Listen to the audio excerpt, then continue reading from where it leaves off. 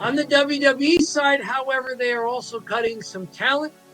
I'm selecting the ProWrestling.net report here because they are actually just setting it up as a list of talent. They give a brief paragraph here. Long list. We're not going to read it out. John, you've been able to read over this list. Who's the biggest name you're sorry to see go that's being cut from WWE? I'll give you mine. It's Matt Riddle. Yeah. He was briefly in the Bloodline angle for about a month. He was doing some work with Drew McIntyre pretty recently on Raw.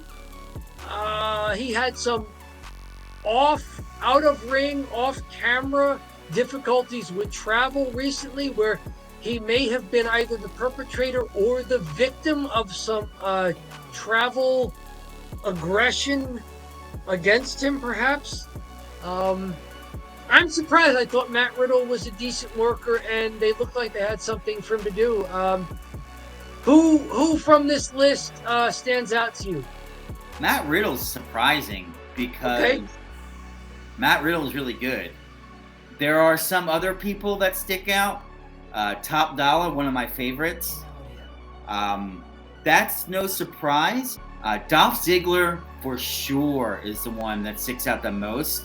But I'm not too worried about him. He's been in the WWE for 20 years. His salary is probably around like $500,000 a year. So he should have at least thrown some of that away and tucked some of that away. He's been wrestling for 20 years. He had a good career, and he's been in the WWE for 20 years. So it comes to an end for some of these guys. It just has to. Same thing with Shelton Benjamin. Do you think they can still go if they maybe wind up somewhere like AEW that seems to be having success with older wrestlers who've been jettisoned by WWE, but who have proven that they still have something left in the tank? Ziggler would be good. I almost feel like it'd be cool to see him have a run in New Japan because he is a really good worker. Okay. More business news. SmackDown's deal with Fox apparently ends next year, 2024. And Fox is not renewing. SmackDown is heading to USA in a deal with NBC Universal. Surprised? Good news, bad news? What do you say here? This feels like it is not a great sign for WWE. Like, when you were on Fox, you were distributed to a much larger audience. It starts in October 2024. Of course, WWE already has a huge deal with USA as part of NBC Universal and with the rest of NBC. Their streaming library is available on Peacock, which is NBC. Their premium live events are no longer called pay-per-views because if you have a premium subscription at Peacock, you get them without having to pay extra. So it's not a pay-per-view anymore.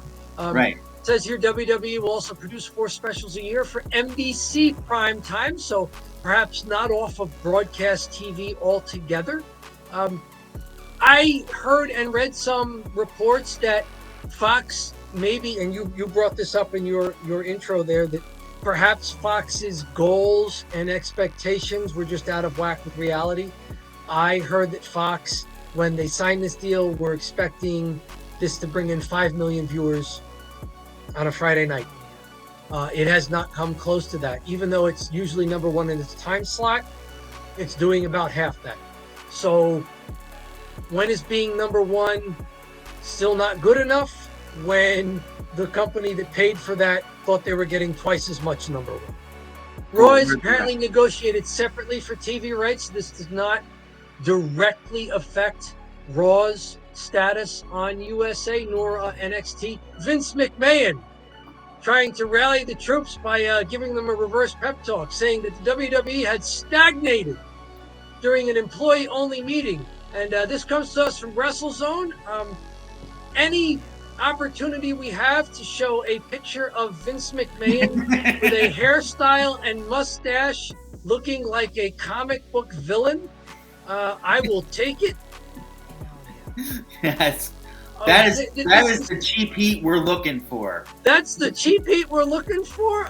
This is kind of weird, though, because for months and months, all we've heard is WWE like SmackDown hit its highest viewership ratings in 3 years within the last month or two.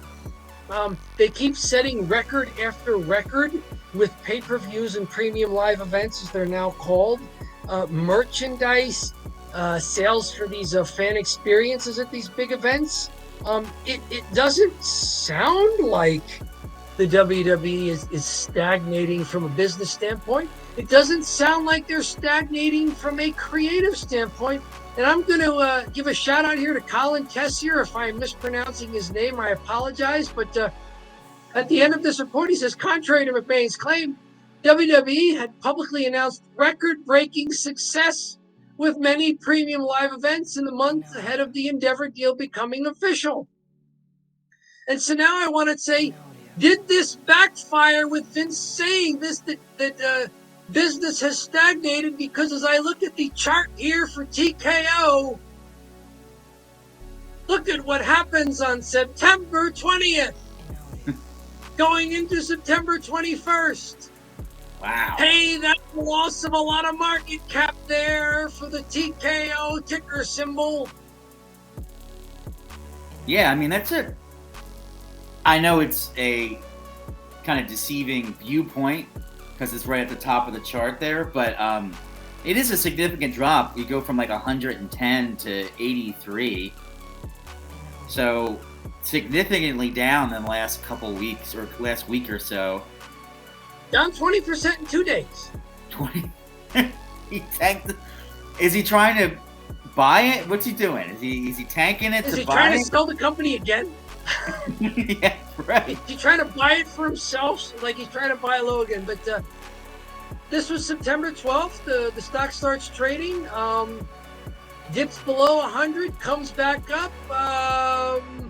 The new deal for SmackDown is announced. Vince says business is stagnating. And did investors take the bait? Did they think it was a shoot, not a work? They thought it was a shoot. Exactly. That's the best way to put it. That's all I got for you, John. You know, I think it's cheap. It's heat. It's cheap heat. I think more so than I mean, there's two huge factors, right? I mean, you talk about Vince saying the company's stagnant. More so, the fact that they're not going to be on Fox anymore really jumped out to me.